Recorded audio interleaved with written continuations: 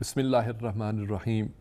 ابتدا اس مالک ہستی کے نام سے، اس خالق ہستی کے نام سے، جو منظر سے زیادہ پس منظر اور پس منظر سے زیادہ منظر کے حقائق سے آشنا ہے۔ سحر اردو ٹی وی سے پروگرام منظر و پس منظر میں راشد نقوی کا سلام قبول فرمائیں۔ عزیز ناظرین، برکتوں، رحمتوں اور مغفرتوں کا مہینہ ماہ مبارک رمضان اپنے آخری عشرے میں داخل ہو چکا ہے۔ امید کی جاتی ہے اور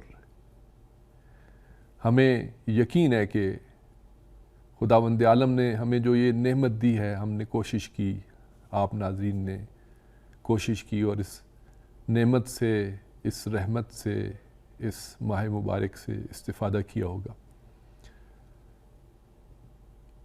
اس ماہ مبارک کے اندر بھی عالمی سطح پہ جو تبدیلیاں رونما ہو رہی ہیں، جو اس ہفتے میں، گزشتہ ہفتے میں مختلف علاقائی اور عالمی سطح پہ جو مختلف مسائل زیر بحث رہے ہیں، ان میں یقیناً جس موضوع کو سب سے پہلی ترجیح میں رکھنا چاہیے اور امت مسلمہ نے یقیناً رکھا ہوگا، وہ فلسطین کا موضوع ہے۔ ہم نے آج کا موضوع بھی اور آج کے ہمارے پروگرام کا عنوان بھی کچھ اس طرح ہے۔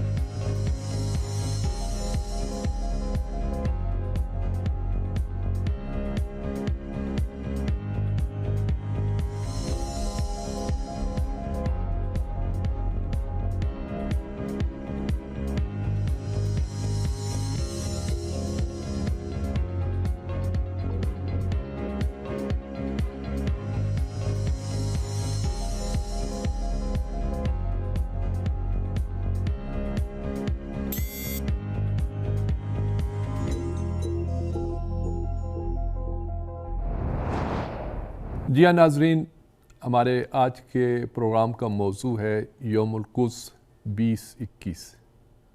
اس سال کا یوم القدس کورونا کی اس وبا کے دوران منایا گیا۔ کیا مشکلات رہیں اور فلسطین سے، فلسطینی کاز سے عشق رکھنے والے، محبت رکھنے والوں نے اہل فلسطین کے ساتھ کس انداز سے یکجہتی کا اظہار کیا۔ مختلف ممالک میں، مختلف بر اعظموں میں، امریکہ، یورپ، عرب دنیا، ایشیا، افریقہ، ہر جگہ سے مظلوم فلسطینیوں کی حمایت میں آواز اٹھی۔ اگرچہ اس سال پہلے کی طرح جلسے، جلوس، سیمینارز، عوامی اجتماعات منعقد نہ ہو سکے، لیکن اس سے بھی انکار نہیں کیا جا سکتا کہ آج کے دور میں میڈیا کے ذریعے جس انداز سے اس کاز سے، فلسطینی ایشو سے، بحران فلسطین سے جس انداز سے کوشش کی گئی، وہ یقیناً قابل تحسین ہے۔ ان خواتین، حضرات، وہ بچے، وہ بوڑھے جو بعض ممالک میں تو سڑکوں پہ بھی آئے، مظاہروں میں بھی شرکت کی، ہمیں تو سمندروں کے اندر کشتیوں سے بھی कुछ ریلی کی خبریں ملیں, ویبنارز منعقد کیے گئے, آن لائن میٹنگز ہوئیں, لیکن ان سب میں سمجھتا ہوں کہ جس چیز نے سب کی توجہ کو اپنی طرف مبذول رکھا وہ یوم القدس کے دن رہبر انقلاب اسلامی حضرت آیت اللہ العظمیٰ سید علی خامنہئی کا وہ تاریخی خطاب تھا کہ جس میں آپ نے ایک بار پھر فلسطین کے بارے میں ایک روڈ میپ دیا ہے. ہم رہبر انقلاب اسلامی کی اس تقریر, اس خطاب, اس روڈ میپ کے بارے میں بھی گفتگو کریں گے اور مختلف ممالک میں منعقد ہونے والے یوم القدس کے پروگراموں کے بارے میں بھی ایک جائزہ لیں گے. اس وقت ہمارا رابطہ لندن سے محمد مستحسن صحافی ہیں, اینکر ہیں, ان سے ہمارا رابطہ ہوا ہے. مستحسن, میری آواز آپ تک پہنچ رہی ہے؟ جی السلام علیکم. السلام علیکم ورحمۃ اللہ. جی خیریت سے ہیں آپ؟ ٹھیک ہیں مستحسن. آپ ہمیشہ یوم القدس کو کور کرتے رہے ہیں, پہلے بھی خود بھی شریک رہتے ہیں. ہم آغاز آپ سے کرتے ہیں کہ اس دفعہ آپ لندن میں اس وقت بیٹھے ہیں اور خود پورے یورپ پہ بھی آپ کی ایک نظر ہے. اس سال یوم القدس کے پروگرام کس انداز سے ہوئے, کتنے مؤثر ہوئے, کس انداز سے لوگوں نے فلسطینیوں سے اظہار یکجہتی کیا, کچھ بتائیں گے ہمیں اس سلسلے میں؟ جی ڈاکٹر صاحب بہت شکریہ آپ کا, آپ نے مدعو کیا. اور میں یہ عرض کرتا چلوں کہ یہ جو سال تھا یہ یوم القدس کے حوالے سے میری نظر میں تو ایک اہم ترین سال تھا. اس سال میں ڈاکٹر صاحب یعنی یہ جو 2021 کا یوم القدس ہے یہ گزشتہ دہائیوں سے بالکل مختلف تھا. اور اس پینڈیمک میں لوگوں نے امام راحل حضرت امام خمینی رضوان اللہ تعالی علیہ کے فرمان پر عمل پیرا ہوتے ہوئے اس احتجاج کو وقت کے تقاضوں کے عین مطابق منایا. جیسے کہ آپ جانتے ہیں کہ پورے یورپ میں کووڈ-19 کی ایک خطرناک لہر موجود ہے اور لاک ڈاؤن ہے, اور بیشتر مقامات پر جو تقریبات ہیں وہ SOPs کے مطابق ضرور ہوئیں, مگر اس طریقے سے جیسے اجتماع ہوتے رہے ہیں گزشتہ سالوں میں اس طرح نہیں تھے. مگر ایک اور جدت اس کے اندر آئی اور ایک اور جو یعنی یہ جو فلسطین کا موقف تھا وہ اور لوگوں تک پہنچانے کے اور مؤثر ذرائع نکلے ہیں. جیسے لندن میں اسلامک ہیومن رائٹس کمیشن نے ایک تقریب کا اہتمام کیا فلسطینیوں سے اظہار یکجہتی کے لیے, اور وہ بالکل مختلف نوعیت کی تھی. یعنی اوپن ٹاپ بسز پہ جوئش کمیونٹی کے لوگ موجود تھے, فلسطین سے اظہار یکجہتی کے لیے مسلمان موجود تھے, اور کمیونٹیز کے لوگ موجود تھے. انہوں نے بیت المقدس کی آزادی کے لیے بینر آویزاں کیے تھے, اور لندن کے گلی کوچوں سے گزرتے ہوئے وہ تمام افراد کو یہ پیغام دے رہے تھے, اور جو راہ چلتے ہوئے لوگ تھے وہ اس کو بڑے غور سے ملاحظہ کر رہے تھے. اور ان بسوں پر سوار جو لوگ تھے وہ خاص توجہ کا مرکز تھے. تو اس حوالے سے جو IHRC کے چیئرمین مسعود شجرا, انہوں نے کہا کہ ہم کسی بھی دور میں آزادی فلسطین کے لیے خاموش نہیں بیٹھیں گے. اور یہ ایک بڑا ہی مؤثر پیغام تھا خصوصاً لندن کے حوالے سے. اور اسی طرح کی ایک جو کمپین تھی وہ سوشل میڈیا میں بڑے زور و شور کے ساتھ چلتی رہی, اور وہ تھی فلائی فلیگ فار قدس. یعنی پوری دنیا کے لوگوں نے, پیغام یہ تھا کہ آپ گھر پہ بھی ہیں اس پینڈیمک میں, آپ گھر سے نہیں نکل سکتے, مگر اظہار یکجہتی فلسطین کے لیے آپ اپنی گھروں کی چھتوں پر فلسطین کے پرچم لہرا دیں. آپ اپنی جو تصاویر ہیں وہ لوگوں کے سامنے آویزاں کریں جس میں فلسطین کا پرچم ہو, آزادی قدس کا پرچم ہو. لوگوں نے اس کمپین کو بھی بھرپور طریقے سے اس میں پارٹیسپیٹ کیا ہے, اور اس میں میرا خیال ہے کہ دنیا کا شاید ہی کوئی ملک ہوگا کہ ہر نسل اور ہر فرقے اور ہر مذہب کے فرد نے آزادی فلسطین کا اظہار اس کمپین میں بھی کیا. ڈاکٹر صاحب خصوصاً جو ایک جیسے کافی سارے پروگرام کا انعقاد ہوا, اس میں جو ایک خاص پروگرام تھا وہ اہل البیت ایسوسی ایشن پرتگال کی طرف سے تھا, اور پرتگال کی تاریخ میں بھی پہلی دفعہ مظلومین فلسطین کی حمایت کے لیے ایک انٹرنیشنل القدس ویبینار کا اہتمام کیا گیا, کہ جس کے اندر یہودی بھی شامل تھے, یہودی راہب تھے ربائے ایرن کوہن, وہ یہودیوں کے ایک مرکزی رہنما تھے. انہوں نے اس میں خاص طور پہ شمولیت اختیار کی. اس میں پرتگال کے جمہوریہ اسلامی ایران کے جو سفیر تھے ڈاکٹر مرتضیٰ دامن پاک جامی, انہوں نے خصوصی طور پہ شرکت کی. اور اس کے اندر مجلس علماء شیعہ یورپ کے حجت الاسلام مولانا سید علی رضا رضوی تھے, انہوں نے اس میں خصوصی شرکت کی.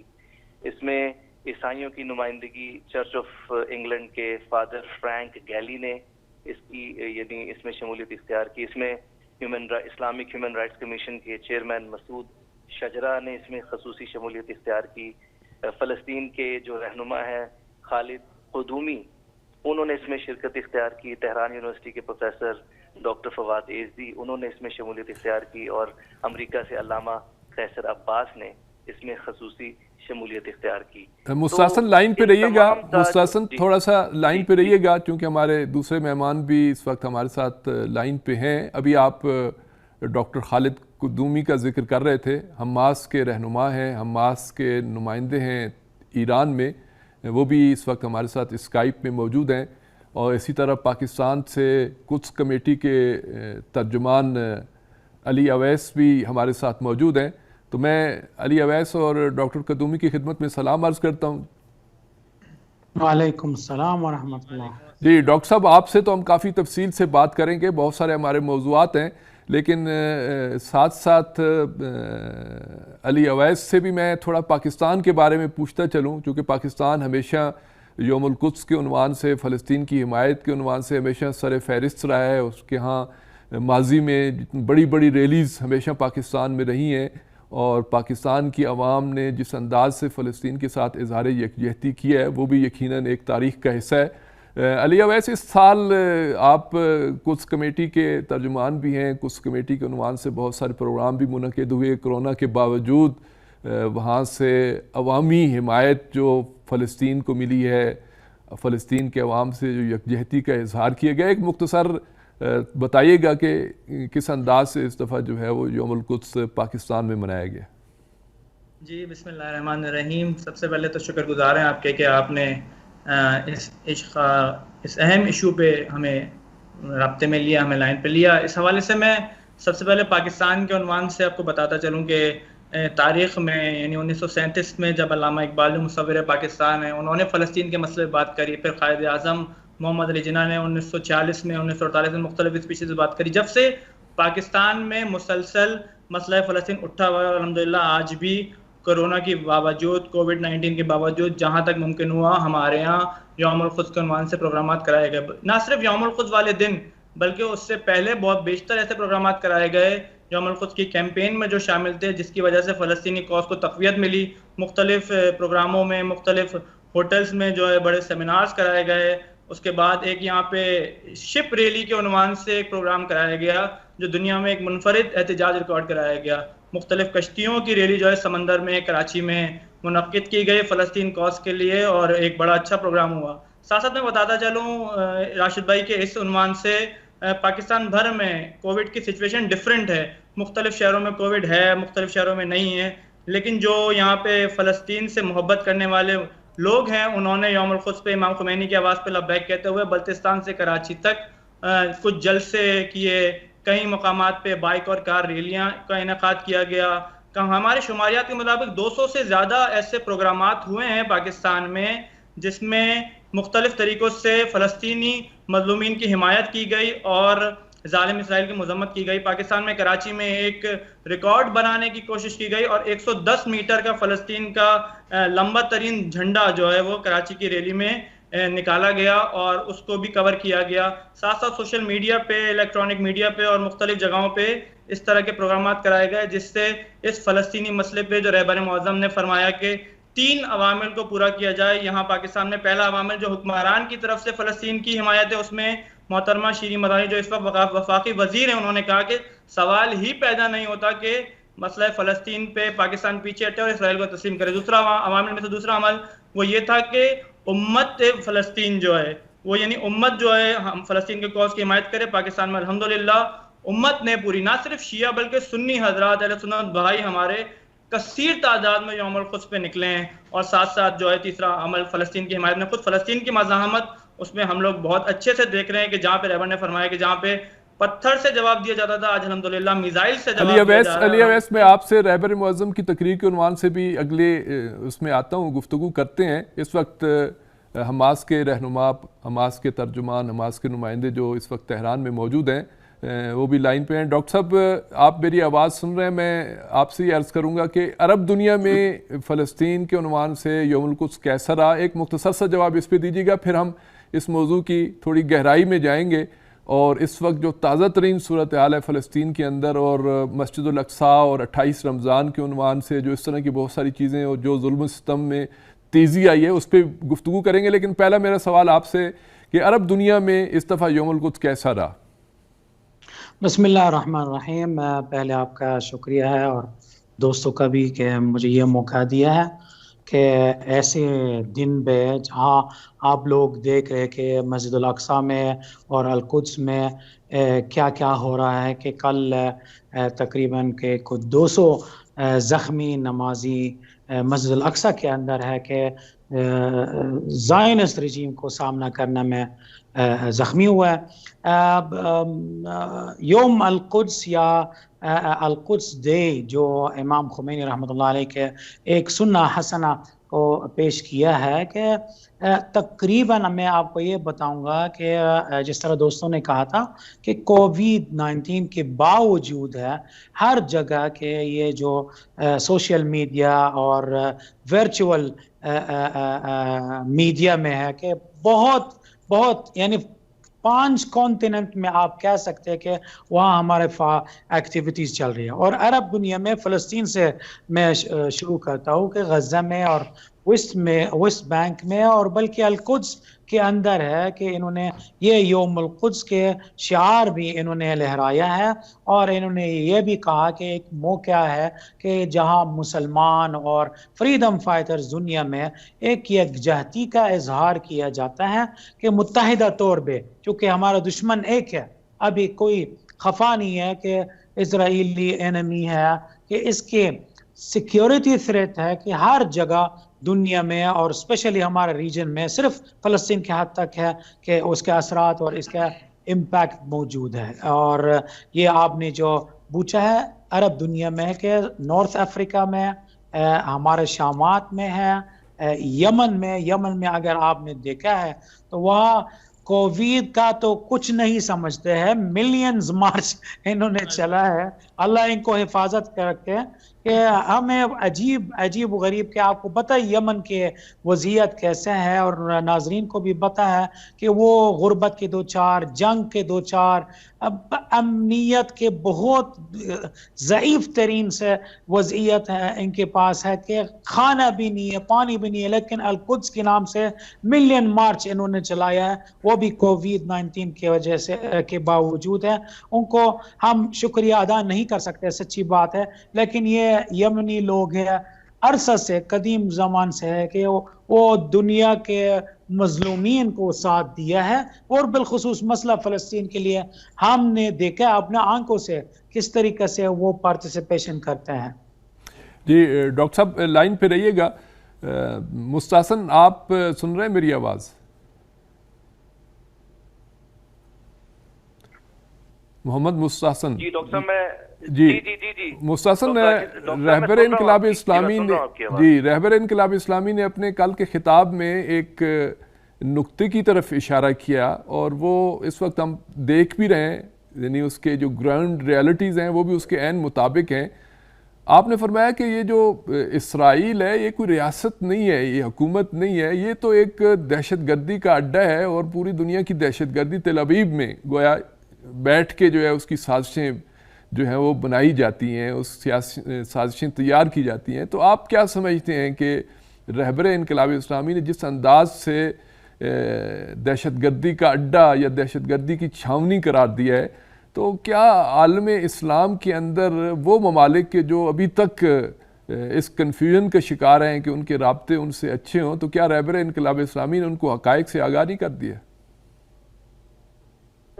ڈاکٹر صاحب میں عرض کروں کہ ولی امر المسلمین نے جو فرمایا اس میں انہوں نے جن بنیاد کو مد نظر رکھتے ہوئے یہ بات کی، میں انہی کو کوٹ کرتا ہوں، جیسے انہوں نے فرمایا کہ میں آپ کو یقین دلاتا ہوں کہ اسرائیل یعنی یہ جو زائنسٹ رجیم ہے، اس کے ڈاؤن فال کا نہ صرف آغاز ہو چکا ہے بلکہ یہ ہچکولے لے رہا ہے، یعنی یہ اب رکنے والا سلسلہ نہیں ہے۔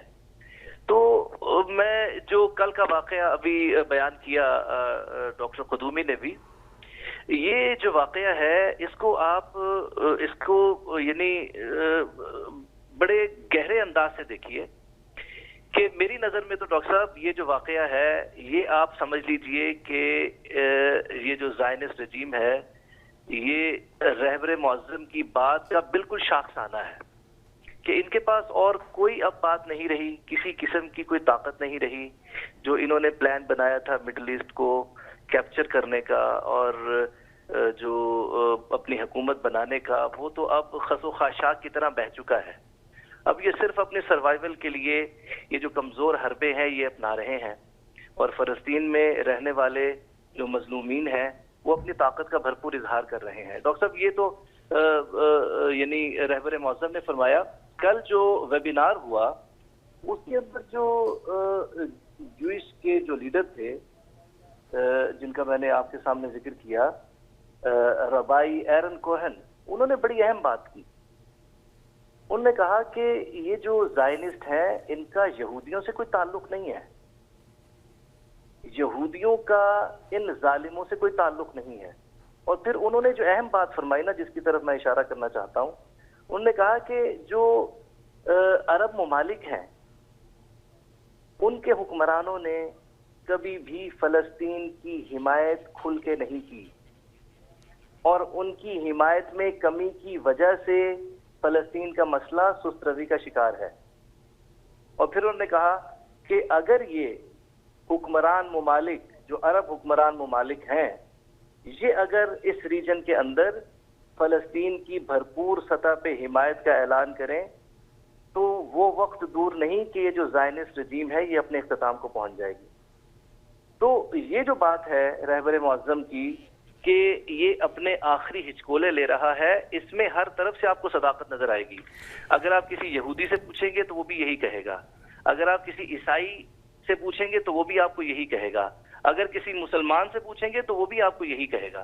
جی مستحسن، بہت خوبصورت بات کی مستحسن، آپ نے بہت اچھی بات کی۔ اس وقت واقعی زبان زد خاص و عام ہے کہ اسرائیل غاصب صہیونی حکومت ایک زوال کا شکار ہے، اور اس کا زوال ہم سیاسی میدان میں بھی دیکھ رہے ہیں، سیکیورٹی کے میدان میں بھی دیکھ رہے ہیں، اخلاقی میدان میں بھی دیکھ رہے ہیں، اور خود اس وقت ڈپلومیٹک جس انداز سے وہ عالمی تنہائی کا شکار ہو رہا ہے باوجود مختلف دعووں کے، جس انداز سے سینچری ڈیل بری طرح ناکام ہوئی، جس طرح گریٹر اسرائیل کا منصوبہ ناکام ہوا، جس طرح وہ خود اپنے آپ کو ناقابل تسخیر قرار دیتے تھے، آج وہ غزہ سے اٹھنے والے وہ عام افراد کے بنے ہوئے میزائلوں کے مقابلے میں خوف زدہ ہیں، اور ان کا وہ آئرن ٹوم جو ہے وہ ناکارہ ہو کے رہ گیا ہے۔ اس میں کوئی شک نہیں ہے کہ زوال قریب ہے، اور رہبر انقلاب اسلامی نے جس کی طرف اشارہ کیا ہے وہ خواب بھی انشاءاللہ جلد شرمندہ تعبیر ہوگا۔ علی اویس، آپ سے میں سوال یہ کروں گا، آپ نے خود اپنی گفتگو میں نے آپ کی بات کو درمیان سے لے لیا تھا،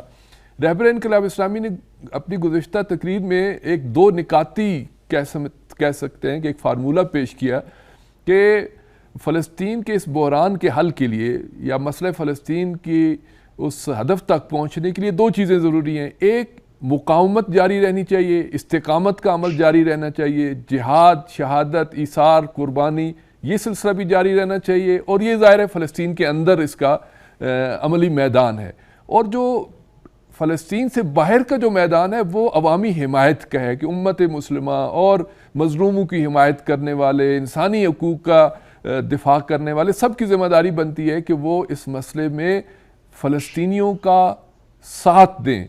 آپ کیا سمجھتے ہیں کہ اس رہبر معظم کے اس دو نکاتی فارمولے کو ہم یوم القدس میں کیسا ہم نے محسوس کیا، کہ اس طرح کی کچھ چیزیں ہمیں محسوس ہوئیں کہ وہاں پہ جس انداز سے ویسٹ بینک کے اندر آپ دیکھ رہے ہیں کہ اس وقت ایک نئی بیداری ہے، غزہ کے اندر تو آپ دیکھ رہے ہیں کہ عرصے سے وہ مسلسل مبارزے اور مقابلے کی حالت میں ہے، اور اب اس وقت جو ہے وہ عوامی حمایت کے عنوان سے، جیسے آپ نے بھی ذکر کیا، مستحسن نے وہاں سے لندن سے ہمیں بتا رہے تھے، خود ڈاکٹر خالد قدومی نے جو عرب دنیا کی بات بتائی ہے، پھر خصوص یمن کے عنوان سے جو تاریخی اجتماعات ہوئے ہیں، تو آپ کیا سمجھتے ہیں کہ اس جو عوامی حمایت ہے، ایک تو فلسطینیوں کی مقاومت ہے وہ، اور ایک طرف یہ حمایت ہے، اس پہ آپ کیا تبصرہ کریں گے کہ اس میں روز بروز اضافہ ہو رہا ہے، کمی ہو رہی ہے، کیا ہو رہا ہے اس میں؟